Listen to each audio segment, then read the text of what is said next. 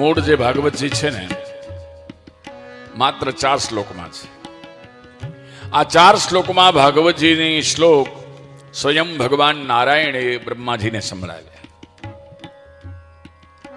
બ્રહ્માજીએ આ 4 શ્લોક શ્રી નારદજીને સંભળાવ્યા. નારદજીએ આ 4 શ્લોક વેદવ્યાસજીને સંભળાવ્યા અને વેદવ્યાસજીએ 4 શ્લોકમાંથી વિસ્તાર કરીને એના 18,000 શ્લોક બનાવ્યા અને એ 18,000 શ્લોક કોને સંભળાવ્યા? પોતાના પુત્ર શુકદેવજીને. અહમેવા સમેવાગ્રે નાન્યદ યત સત્સત પરમ પશ્ચાદહમ યદેતચ્ચ યોવશિષ્યેત સોસ્મ્યહમ ઋતેર્થમ યત પ્રતિયેત ન પ્રતિયેચ્છાત્મનિ તદ વિદ્યાત્મનો માયા યથા ભાસો યથા તમ યથા મહાંતિ ભૂતાની ભૂતેષુ ચાવચેષ્વનુ એતાવદેવ જિજ્ઞાસમ તત્યજિજ્ઞાસુદાત્મનઃ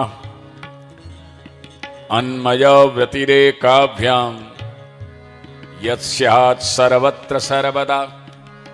આ 4 શ્લોક અને એ 4 શ્લોકમાંથી વેદવ્યાસજીએ વિસ્તાર કરી લીધો. 18,000 શ્લોક બનાવ્યા. પણ એ 18,000 શ્લોક બોલવા કઈ રમત વાત છે? ઘણી જગ્યાએ ભાગવત સપ્તાહ બેસે તો સવારના પારાયણ થાય શ્લોકોનું, સાંજે પારાયણ થાય અને કેટલા બધા બ્રાહ્મણો બેસીને પારાયણ કરે ત્યારે એક શ્રીમદ ભાગવતજીની 18,000 શ્લોક પૂરા થાય. બહુ અઘરું છે ભાઈ. એમાં તમે કહેશો સંગીત પણ જોવે, એમાં તમે કહેશો ભજન ગાઓ, ધૂન ગાઓ અને વળી પાછું તમે કહો કે 10-15 મિનિટનો રિસેસ પણ આપો. પણ મૂળ જે ભાગવત સુખદેવજી મહારાજે કથા કરી હતી, જે પરીક્ષિતને સંભળાવી હતી, એ સવારનો સૂર્ય ઉદય થાય ત્યારે પ્રારંભ થતી અને સાંજે જ્યારે સૂર્યાસ્ત થાય ત્યારે પૂર્ણાહુતિ થતી અને મધ્યાહન કાળમાં મધ્યાહને ઘટિકા દ્વયમ 2 ઘડી માટે બંધ થતી, બપોરના માત્ર જમવા માટે. હવે તમે પૂછશો મહારાજ 2 ઘડી એટલે? 1 ઘડીમાં 24 મિનિટ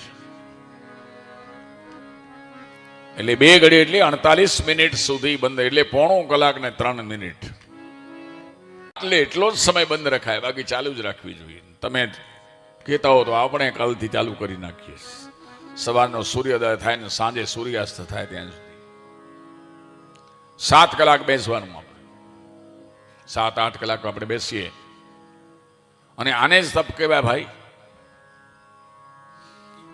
એમને એમ કઈ મુક્તિ મળે નહીં. તમને ખબર છે, તમે બધા તો આયા જાઓ આમ જમવા માટે, ચા પીવા માટે, પણ આપણા પિતૃઓ છે ને આમને આમ ઊભા હોય અહીંયા. ખરેખર મેં હમણાં જ કીધું કે પિતૃઓ હાજર હોય છે. એ જમતા પણ નથી, આમને આમ હાથ જોડીને ઊભા હોય ભગવાનની સામે અને સતત કથા સાંભળતા હોય ને ત્યારે એમની ગતિ થાય છે.